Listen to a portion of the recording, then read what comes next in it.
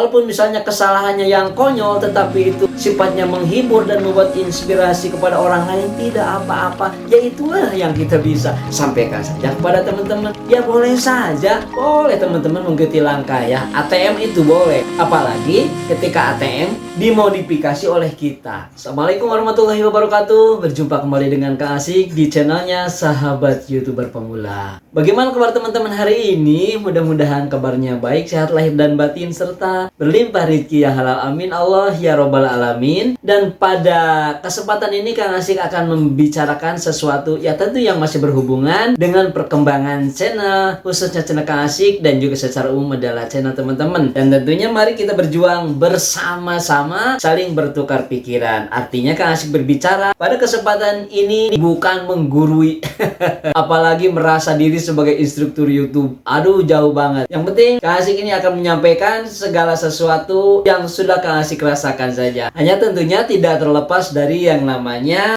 aturan-aturan atau koridor-koridor yang telah ditentukan oleh YouTube. Dan tentunya aturan dari YouTube ini sudah disiapkan oleh YouTube itu sendiri.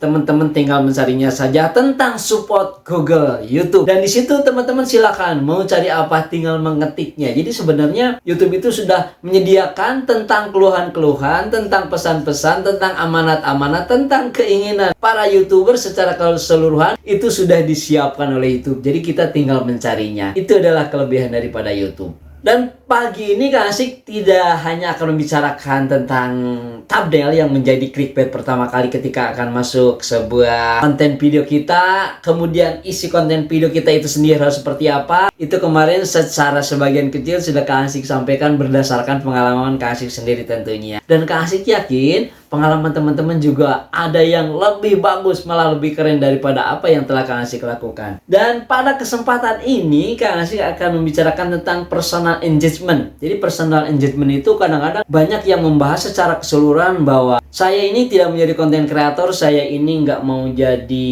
YouTuber, apalagi berbicara di depan kamera secara berlama-lama. Karena apa? Yang pertama katanya saya tidak bisa berbicara secara fasih dan secara gamblang di depan kamera. Itu sebetulnya pernyataan yang kadang-kadang bisa membunuh karakter kita sendiri. Karena apa? Orang juga makan nasi, orang juga minumnya air ya. Tidur ya sama, keinginan ya sama. Yang membedakan apa? Jadi kita jangan minder. Maksud memudah di sini adalah minder tersebut itu bisa melemahkan diri sendiri. Dengan melemahkan diri sendiri, maka kemampuan dengan sendirinya akan hilang. Itu ya sudah, hilangkan saja. Kita harus percaya diri. Dan malah ada yang lebih penting lagi. Apa itu Kang Asik? Kita juga harus tahu diri. Percaya diri boleh, tahu diri juga lebih penting. Pentingnya tahu diri itu lebih penting kenapa? Ya balik lagi pada diri sendiri. Tadi itu, orang lain juga bisa, orang lain juga sama-sama belajar. Kenapa kita juga tidak? Kalau kita tidak bisa berarti tahu dirinya kita ya belajar seperti orang lain. Seperti itu kalau yang Kang Asik rasakan ya.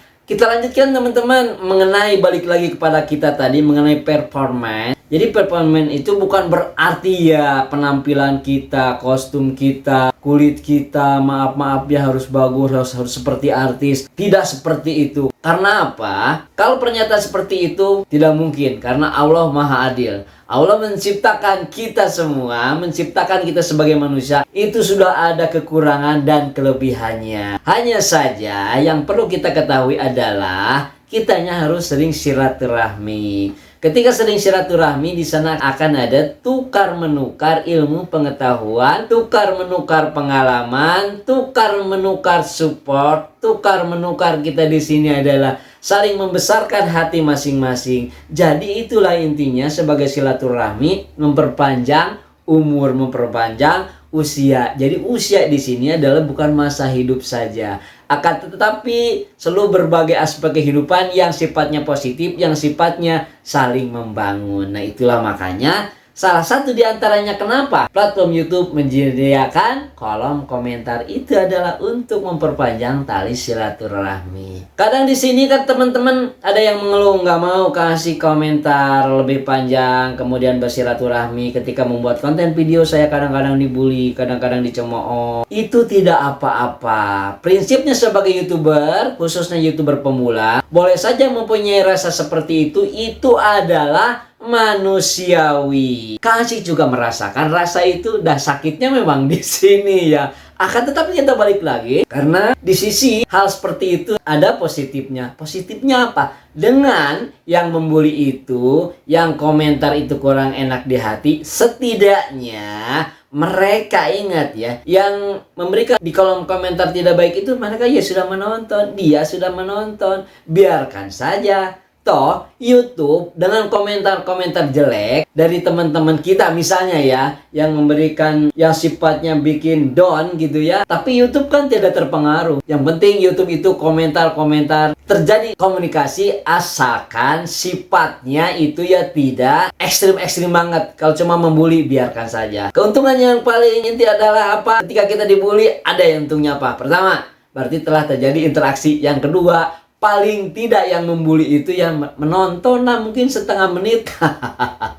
Ya sudah ya, lumayan. Nah itu teman-teman, jadi balik lagi ke pokok bahasan. Kita itu membuat konten video yang Kang Asik rasakan, jadi tidak terlalu didramatisir. Aduh, ini kita dengan membicarakan salah satu tema harus menyiapkan properti A, B, C, D. Nah itu sebetulnya kenapa bisa terjadi seperti itu? Biasanya teman-teman itu terinspirasinya terlalu berat manakala pasca menonton konten video yang satu tema. Misalnya kita mau mengikuti langkahnya, ya boleh saja, boleh teman-teman mengikuti langkah ya. ATM itu boleh, apalagi ketika ATM dimodifikasi oleh kita. Boleh Kang Asik? Boleh. Orang di dunia ini ya Kang Asik perhatikan nggak ada yang original. Barangkali ada sesuatu pencetus membuat konten video sampai viral, sampai viral ya, banyak yang menontonnya kemudian meledak. Itu katanya kreatif sekali, dan Kang Asik yakini bahwa sebelum ada ini itu ada yang sebelumnya. Mungkin bisa jadi mereka ATM dari orang luar negeri, dari orang asing yang kreativitasnya tinggi. Akan tetapi Kang Asik yakini yang mempunyai kreativitas yang tinggi itu mereka adalah masih ada yang sebelum-sebelumnya. Jadi seperti itu. Jadi kita berusaha legowo, kita berusaha tenang. Dan manakala kita akan membuat konten video teman-teman, lakukan apa saja yang kita bisa. Kang Asik bilang begitu. Apa saja yang kita bisa. Walaupun misalnya kesalahannya yang konyol, tetapi itu sifatnya menghibur dan membuat inspirasi kepada orang lain, tidak apa-apa. Ya itulah yang kita bisa. Sampaikan saja kepada teman-teman. Kang Asik sekarang berbicara ini sambil konten. Ini yang dibicarakan apa sih sebetulnya? Kan hanya kita ingin membuat sebuah profil kita, sebuah jati diri kita, sebuah ciri khas diri kita. Ya kalau seperti ini ya sudah. Inilah yang saya miliki. Jadi sampaikan saja kepada teman-teman. Itu yang pertama. Yang kedua, biasanya teman-teman, ini urusan jati diri. Saya ini bekerja, manakala saya menyampaikan di depan kamera sebuah konten video apa saja misalnya, saya terlihat lelah, saya terlihat kurang percaya diri. Ya itu diri sendiri yang berbicara seperti itu. Malah kalau kata Kang Asik, ketika kita berbicara, nah seperti saat ini baru pulang kerja misalnya lelah dan capek, ya sampaikan saja. Dan itu malah menjadi sebuah bahan untuk pembicaraan, dan sebuah bahan barangkali itu memotivasi kepada teman-teman. Kang Asik bilang menjadi konten kreator itu, menjadi YouTuber itu tidak bisa dalam waktu singkat, terus terang saja. Apalagi penghasilannya misalnya membaca penghasilan orang lain, kalau udah monetisasi bisa langsung gajian. Kata siapa?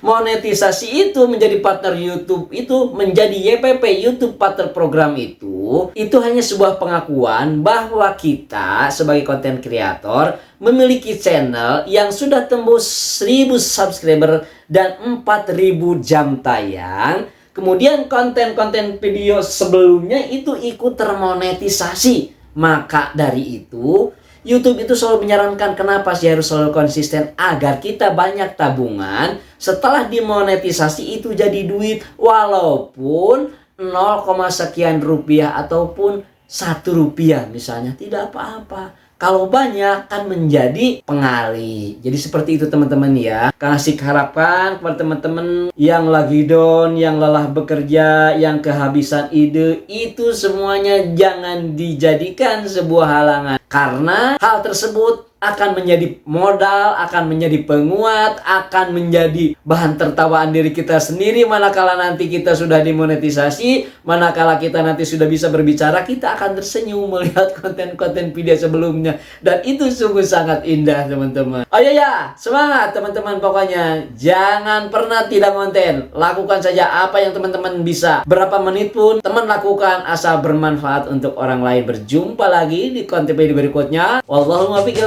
Assalamualaikum warahmatullahi wabarakatuh. Joy.